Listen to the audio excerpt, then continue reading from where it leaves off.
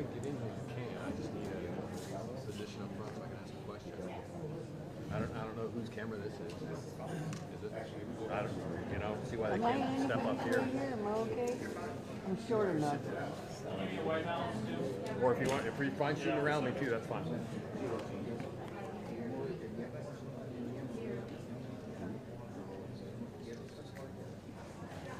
Let's do a quick mic check, Adam.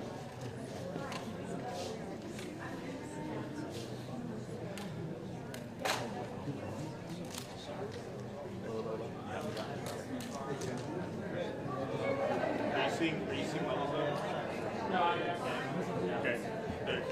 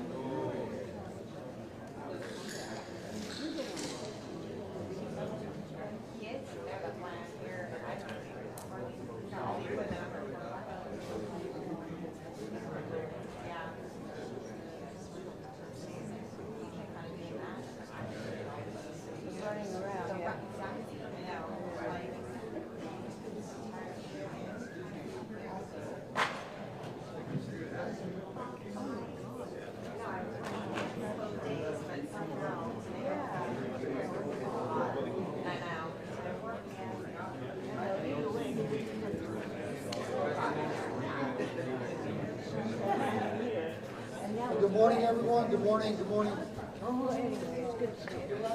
Relax. I've just got some housekeeping notes that I want to pass out to everyone. So please get to where you can hear me. I will project my voice. Hopefully we will start at 10 or very close to that. However, that's not a promise. My name is Jonathan Lamb. I'm the PIO for City of Kerrville. A few things I would like y'all to be aware of. One, a very important note. The temporary flight restriction is still in effect. Flying drones will and have been interfering with our response and recovery. We're asking everyone to adhere to this directive. You are not allowed to fly drones anywhere over the river court, anywhere in Kerr County, because they are interfering with rescue operations. Next, media hour. It's our intent to set aside an hour each day to make some of our leadership available for one-on-one interviews with y'all. This is above and beyond these daily prep conferences that we're doing here. These interviews will be 3 to 5 minutes in length, and we're going to hold those between 1 and 2 p.m. Obviously, we won't be able to accommodate every outlet. If you're an affiliate, we ask that you coordinate among your colleagues from your network.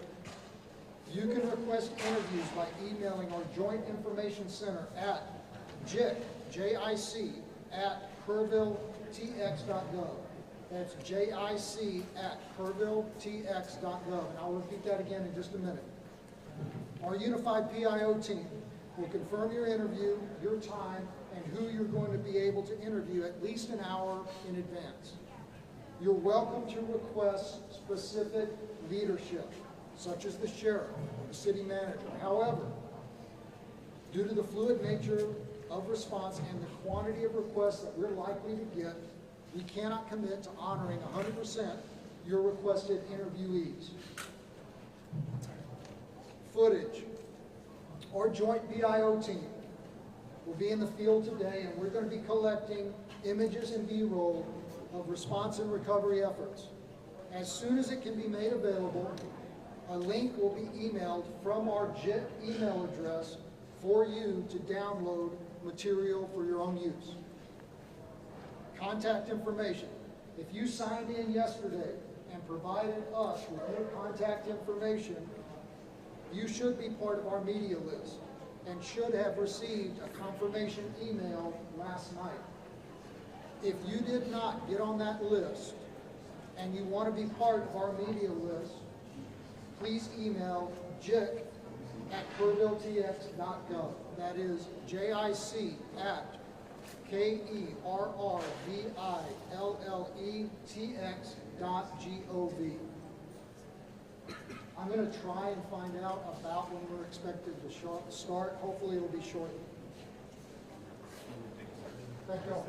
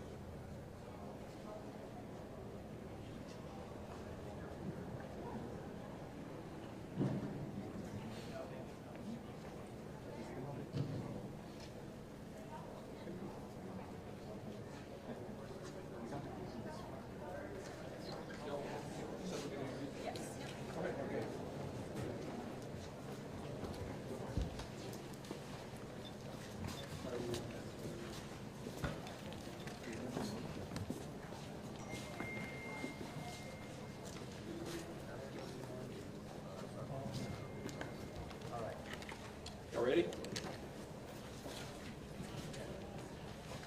Okay, this will be our July 7th, 10 a.m. Briefing. Search and rescue operations are ongoing throughout Kerr County. We're using assets from local, state, and national first responders. Hundreds of trained first responders are working every aspect of this emergency. As of 8:30 this morning, we recovered 75 deceased bodies here in Kerr County, including 48 adults and 27 children. Of this 48 adults and 27 children, 15 adults and 9 children are pending identification. At present, there are 10 campers from Camp Mystic unaccounted for and 1 counselor. We continue to offer our condolences to those affected. Reuniting the families remain our top priority here on this operation. Please note that Highway 39 of an Old Ingram Loop remains closed to the public. Other than those who live in that area would not be allowed out there. I will now turn it over to City Manager Dalton Rice. Good morning, Dalton Rice, the city manager for the city of Kerrville. As everybody knows, we are working in conjunction with the city under a unified command response and again, a lot of devastation. Our hearts go out to the families and the victims. We want to continue to work together as a community. We love the media support on this to be able to communicate that message, communicate family, communicate togetherness, and we really appreciate all the support in helping us be able to do that. Search and rescue as the sheriff said, search and rescue operations will continue today from Hunt in North Kerr County all the way to Canyon Lake in Comal County. Now, we're only focused on the Kerr County side, but we wanted to talk about that because for a linear from Hunt all the way to Comal County in a straight line distance is over 100 kilometers. This is a massive field that is happening, and again, this is unprecedented flood events. So we are still currently in the primary search phase, which is the rapid one. They are running it, we have different segments that are gridded out. Each one of those segments are taking anywhere between an hour to 3 hours, up to 2 kilometers for each segment. So what that means is they're running into a lot of technical challenges with terrain, with water, even potentially, with weather, in the rising fields. We've talked about this before. Volunteers stay out of the way because if we start getting weather reports and all the other complications that are out there, we then have to pull off of those search and rescue missions to be able to communicate to those volunteers to get off, to make sure that they don't become victims themselves. Those operations involve 19 different local and state agencies, in addition to conducting primary and secondary searches. They will be conducting welfare checks on areas in North Kerr County impacted by power outages. And when we say search and rescue operations, that is boat, walking, on the ground, dogs, drones. Again, keep personal drones out of the air. Helicopters. We do have other assets that are continuing to search as well. As of present, KPUB, which is the Kerrville Public Utility Board, is reporting continued power outages between Hunt and Ingram along the South Fork of the Guadalupe River in Hunt. In the South Fork area, there are approximately 40 down power lines and significant infrastructure damage. KPUB has brought in additional utility personnel to help with restoration, but it's not possible at this time when the power is going to be restored. There are some substations along with those power lines that we are still trying to get access to just from debris buildup or them being completely wiped out. So we do not have an estimated time on when those are going to be fixed. We continue to have substantial number of requests for volunteers, as I said before, and donation opportunities. We are asking those who want to volunteer to contact the Salvation Army in Kerrville by phone at 830-465-4797 or in person at 855 Hayes Street in Kerrville. Monetary donations can be made on the Community Foundation of the Texas Hill Country's website at www.communityfoundation.net. They have a Kerr County Relief Fund set up on that site. And I will now turn it over to the Mayor, Joe Herring. Thank you for being here. I need to tell my community and those families who are waiting, this will be a rough week.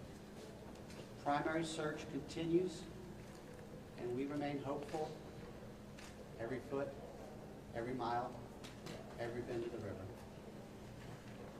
Our work continues.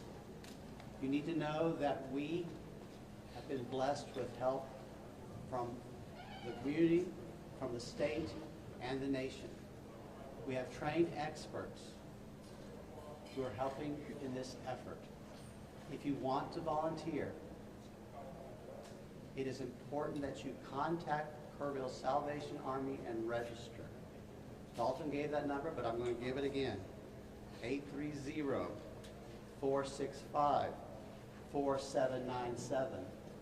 We need focused and coordinated volunteers, not random people just showing up and doing what they do.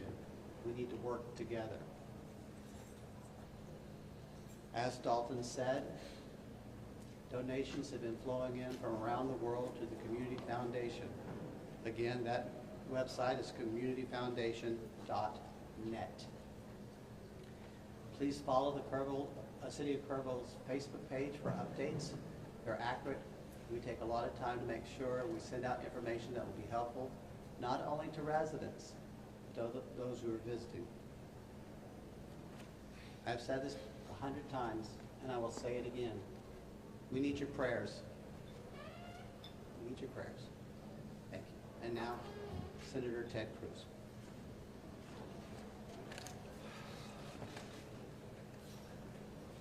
Texas is grieving right now.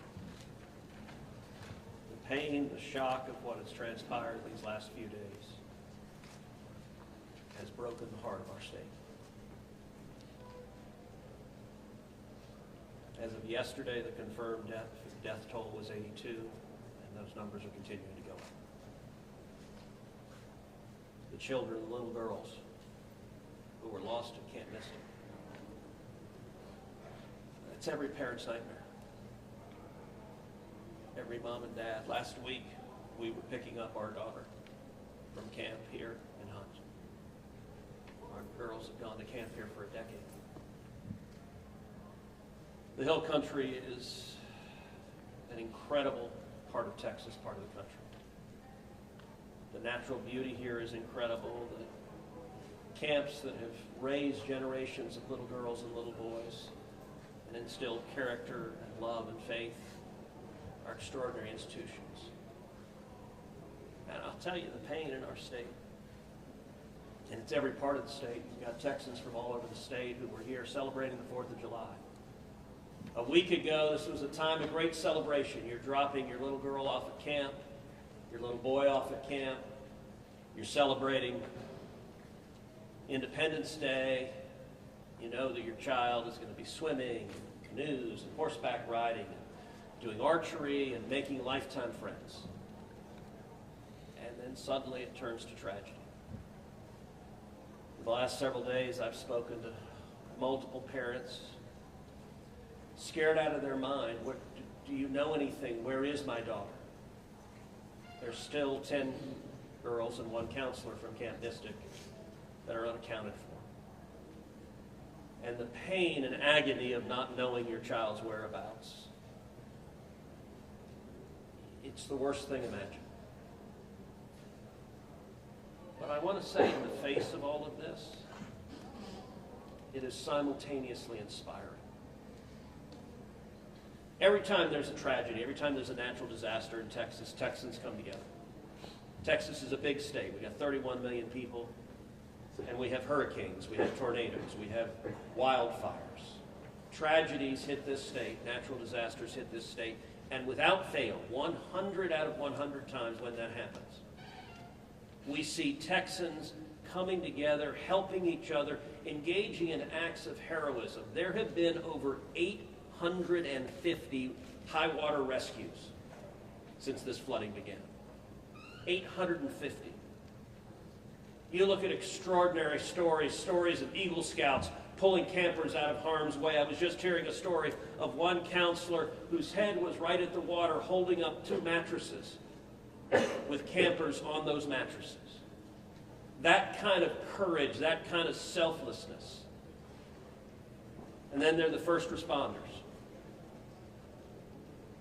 The local first responders, I want to thank every one of the first responders at the local level, at the city level, at the county level, at the state level, at the federal level.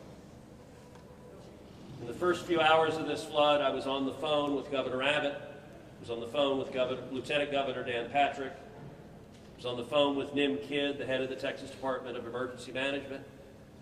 And then I called President Trump. I called President Trump. He was having dinner at the time. It was still early in what was transpiring. And I wanted him to know, I said, Mr. President, everything we're hearing right now, this appears to be bad, really bad. There may be a very significant loss of life unfolding right now in Texas. And I will tell you, the President said, Ted, anything Texas needs, the answer is yes. Whatever assets you need, whatever resources you need, yes, let us know, and we will provide everything. Within hours, we had helicopters, over a dozen helicopters in the air. National Guard, DPS, game wardens, Coast Guard, doing search and rescue, reaching down. We've all seen the videos of little girls being pulled up, hoisted out of harm's way. Incredible courage and heroism.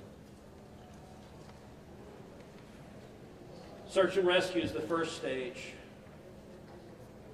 But the process of coming together and rebuilding is going to take longer.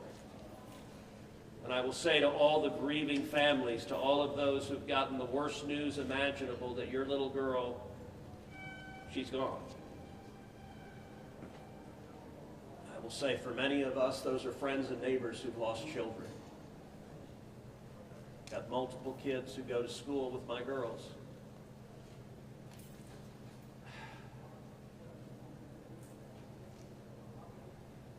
The mayor asked for prayers. And I want to say thank you to the millions of Texans, to the millions of Americans, to the millions of people all over the world right now who are praying for Texas and praying for those parents. Going through this grief, it is going to take love, it is going to take friends and family embracing and hugging and holding them while they weep. And it's going to take the church. With every disaster, one of the things we see here in Texas is the church steps up and the church helps and the church feeds and clothes and comforts. This morning I met with a group of chaplains who've been going through the incredibly difficult process of talking to mom and dad after mom and dad who just lost the most precious person they ever knew. And those chaplains are just trying to love them and show God's love. So I want to say we will come through this. To those in the midst of grief right now, that might seem hard to fathom. But Texas will come through this. And I just want to say thank you. I want to say thank you to these gentlemen here who are working. They are not sleeping. They are working every day. Thank you to the families. Thank you to the Salvation Army. Thank you to everyone who is just reaching out and saying, how can I help? We will come through this, and we'll come through this together. Thank you. And now we'll take questions. Senator, you talked about how you know kids here, how you've taken your own kids to camp. Was it ever communicated to you that there was a need, that it was a priority to have a warning system so people had a chance to escape something like this? Well, listen, I think anytime you're dealing with major rivers, there's a risk of flooding, and there's always been a risk of flooding, particularly on the Guadalupe River. I will say, in the wake of every tragedy, there are things that are predictable. One of the things that's predictable is that you see some people engaging in, I think, partisan games and trying to blame their political opponents for a natural disaster. And you see that with the hurricane, with the tornado, with the wildfire, with this flooding, where people immediately say, well, the hurricane is Donald Trump's fault. You know, look, I think most normal Americans know that's ridiculous, and I think this is not a time for partisan finger pointing and attacks. Now, after we come through search and rescue, after we come through the process of rebuilding, there will naturally be a period of retrospection where you look back and say, okay, what exactly transpired? What was the timeline? And what could have been done differently to prevent this loss of life? And that's a natural process. I think it should not happen in a bitter and partisan sense, but it should happen in a reasonable sense of saying, what lessons can we learn? And I will give an example. You know, Houston's my hometown. If you live on the Gulf Coast, we get hurricanes. That's part of living on the Gulf Coast as hurricanes hit. And I do think Texas as a whole has learned over time how to deal more effectively with hurricanes. And so you look here, we know the National Weather Service put out an emergency warning just after 1 a.m. and a second emergency warning just after 4 a.m. Now, obviously, most people at 1 a.m. and 4 a.m. are asleep. And so I think we will have a reasonable conversation about, A, are there any ways to have earlier detection? And some of that, the limits of a flash flood, they're very difficult because they can arise so quickly. But everyone would agree in hindsight, if we could go back and do it again, we would evacuate particularly those in the most vulnerable areas, the young children in the cabins closest to the water. We would remove them and get them to higher ground if we could go back and do it again. Obviously, everyone would. The people in RVs by the river's edge. We know in disasters like this, RVs and mobile homes are particularly susceptible, whether a flood or a hurricane or a tornado, they're particularly susceptible to that. And so my hope is, in time, we will learn some lessons to implement to next time, and there will be another flood, there will be another disaster. But next time there's a flood, I hope we have in place processes to remove especially the most vulnerable from harm's way. But I think that's going to be a process that will take a careful examination of what happened and how can we implement processes better in the future to prevent this same loss of life. Senator, there were claims that the National Weather Service sent that first flash flood warning that should have alerted phones at 1:14 in the morning. But we have a federal public database maintained by PBS Warn, that says the first emergency alert wirelessly here in this area to Kerr County was not until after 9 a.m. That was more than 4 hours after the severe flooding had come to this area. Did you know that? Have you seen that? And what's your response, knowing the state and cuts to NWS in recent months by this administration? So I don't know the source for what you're saying. All of the public reporting I've seen is that there were two alerts that went out, one just after 1 a.m., one after 4 a.m. You know, I can tell you, I talked about the partisan finger pointing.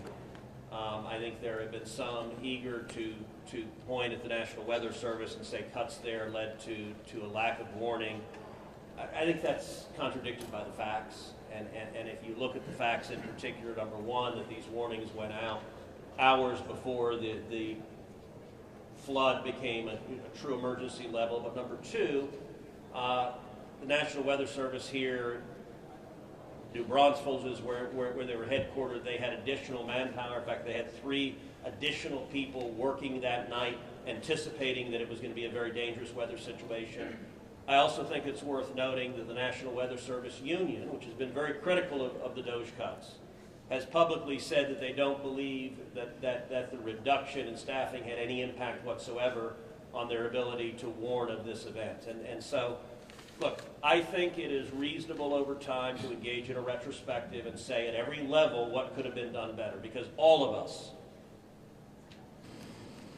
would want to prevent this horrific loss of life. But I think just immediately trying to use it for either side to attack their political opponents, I think that's cynical and not the right approach, particularly at a time when we're dealing with a crisis and we're dealing with grief. But does this make you question whether there should be cuts at the National Weather Service and FEMA? I know you've been supportive of FEMA. Look, I am very supportive of FEMA. I'm very supportive of the National Weather Service. They both perform essential roles, and I think it is critical in every federal agency, particularly when you're dealing with public safety, that we make sure that critical roles are maintained. That's a longer and broader discussion, but as I said, everything from the public evidence indicates that was not a contributing factor to what Is occurred. it possible to get Dalton in just to talk about that and what the National Weather Service alerts? Because there were escalating forecasts throughout the day from the National Weather Service.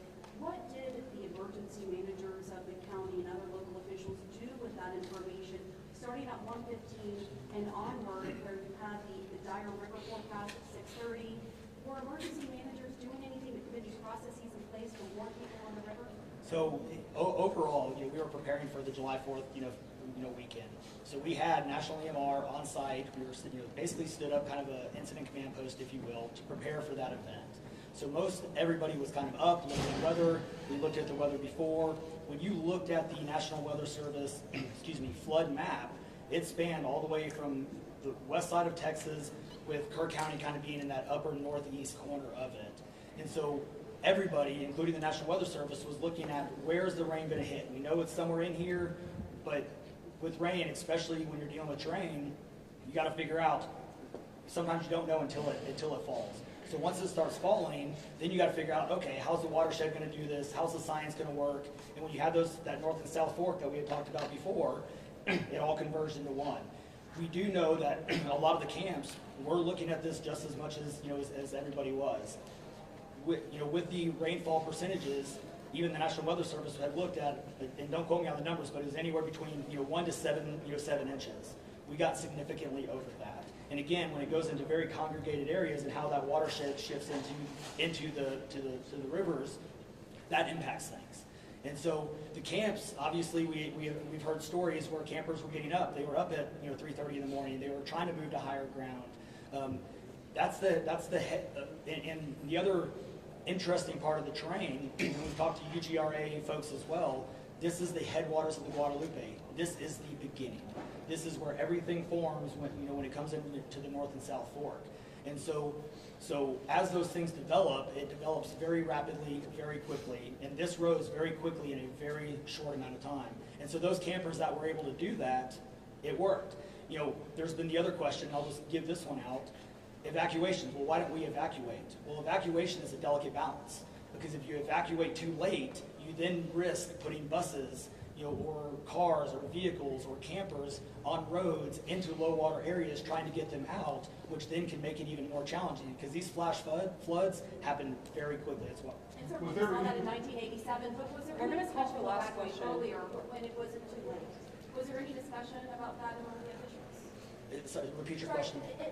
Was there any discussion to evacuate or activate any emergency plans before it was too late, where it would be very dangerous like that? Well, so again, just like disasters in Texas everywhere, it's very tough to make those calls, because what we also don't want to do is cry wolf. We don't want to make sure that we activate it at the right time. It is very difficult, very challenging, especially with this. We're looking at 100 kilometers, right? That's a big straight line distance. That's not even along the river. These areas take a lot of time to get out to. So even when first responders were on the ground at 3:30 in the morning, and we had reports, we had first responders that were getting swept away, actually responding to the first areas of rainfall.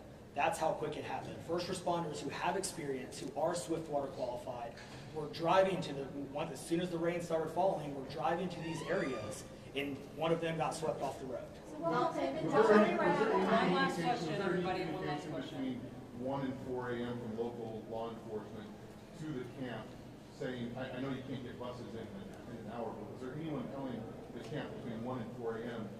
you need to get the girls to higher ground, at the very least, even if they have to walk up there in the rain, as many of them actually ended up doing? Was there any communication from local law enforcement or anyone at that camp between 1 and 4 a.m.? That I don't know off the top of my head. What I do know, though, is there's 55,000 people in Kerr County. Kerr County is a massive, massive area. From here to those camps is 45 minutes on a good day.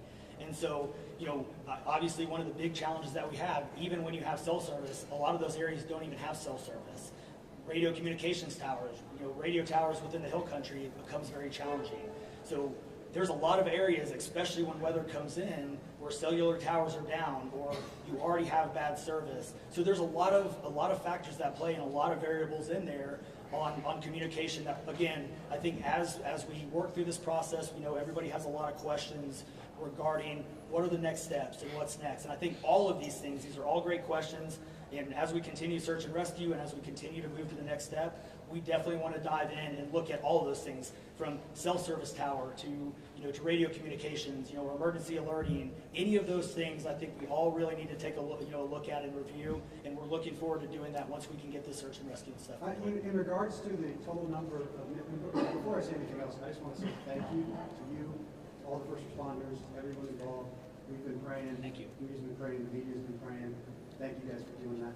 I've got two questions. One for you, trying to get an accurate count on number of missing. I know you can't. I know we don't know we don't know what we don't know. Yes. But do we know a rough idea on total estimates that are still missing overall throughout the county?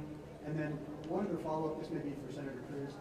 A lot of speculations being made about this being somehow man involved with the weather modification, with some of the rainmaker technology, working with farmland. Do you think any of that, is there going to be any investigations into that, or can you communicate anything on that? Let me answer your first question. I'll definitely turn that second one over. So, on the first question, with missing persons, so obviously we have the knowns, the can't miss the kids, which is the numbers coming down as the sheriff has stated, and then we have the unknowns. But we don't know what we don't know. We actually have a 5 hotline line. It fluctuates between 3 and 5, but we're working on it. We get calls 24 hours, 7 days a week. We haven't hit the weeks yet, but we're still taking in calls. We are collecting all that information. So we don't have a solid number that we're willing to talk about right now. We do know that it is a lot, because we also are getting a lot of fake calls. You're looking. This is a worldwide discussion, and we're dealing with scammers. Victims' families are being reached out to, saying that they have their kids, pay me money. It's heartbreaking. It's absolutely heartbreaking. We're dealing with with mental health issues, where people are calling saying they have visions. All of these things we're dealing with on a day-to-day basis, and we're having to vet this information, and it becomes very taxing on our people. Again, this is an extremely heartbreaking, this is, if not the worst, one of the worst, disasters in this region in a very, very long time, even beyond 1987. And but would best estimate like dozens or hundreds, or just to give people an idea? A lot. So, At what point do you think? The follow-up, yeah. Yes. Yeah, And not to get into the weeds on, people are asking lots of questions, and where should we start the investigations after? to the best of my knowledge, there is zero evidence of anything related to anything like weather modification. And look, the internet can be a strange place. People can come up with all sorts of crazy theories. What I know is a reality is that a whole lot of Texans are grieving right now. I will tell you, I was visiting with one parent who was talking about online, being harassed online because their information was public, that they had a little girl who was missing at Mystic. And look, there are a lot of people who are messed up, and my call for everyone, there's a time to have political fights, there's a time to disagree. This is not that time. This is a time just to reach out, support each other, go volunteer at the Salvation Army, give them money, go volunteer at your church, go. You know what I did when this happened? Just go hug your kids. Because I got to tell you, I hugged my girls with tears in my eyes, because every one of us who's a parent, there but for the grace of God go I. And nothing will fill the void in these moms and dads' hearts, but they'll make it through it. And every one of us, we have an obligation to come through and help them make it through it. And look, Texas will come through, and let me say, Kerr County, the Hill Country is incredible, it is beautiful. And these summer camps, Camp Mystic is an incredible Texas institution. For a century, it has made a profound difference helping young girls become strong women in Texas and across the country. And so, for me at least, I'm praying for these camps, I'm praying for all the campers, everyone implicated, everyone impacted, and I hope we come together and stand as one. Thank you. Thank you, everybody. Thank you, everybody.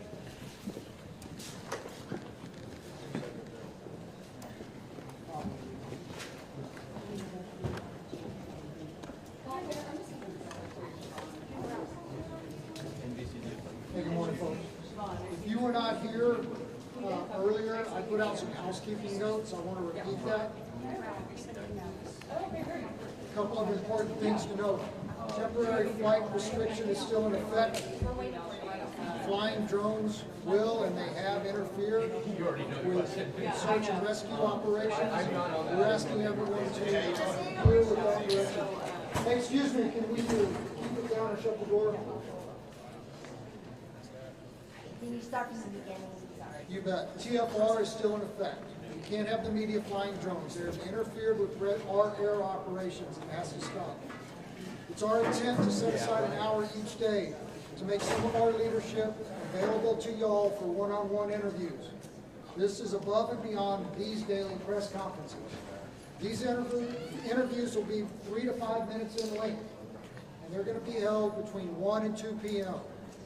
Obviously, we won't be able to accommodate all outlets each day. So if you're part of an affiliate, we ask that you coordinate with your colleagues from your network and submit one request, and then share that. You can request interviews by emailing our Joint Information Center at jic@kerrvilletx.gov. One more time, that's jic@kerrvilletx.gov, and I'll repeat that again before we're done. Our unified PIO team will confirm your interview, your time, and who you're going to be able to interview at least 1 hour beforehand. You're welcome to request specific leadership, such as the sheriff or the city manager. However, given the fluid nature of response and the quantity of requests that we're expecting to get, we cannot 100% guarantee that you're going to be able to speak to the interviewee that you would like to. Footage. Our PIO team will be in the field today, and we're capturing images and B-roll of response and recovery efforts. As soon as it can be made available, a link will be emailed out from our JIT email address for you to download materials for your own use. Contact information. If you were here yesterday, we passed around a sign-in roster. If you signed in yesterday and provided us your contact information, you should be part of our media list, and you should have received a confirmation email last night. If you did not get that email, or if you were not on that list, you can be part of our media list by emailing us at jic@kerrvilletx.gov. One more time, jic@kerrvilletx.gov. I don't know the time of the next press conference. As soon as we have that information, we will push it out through our social media. Thank you all. Jonathan.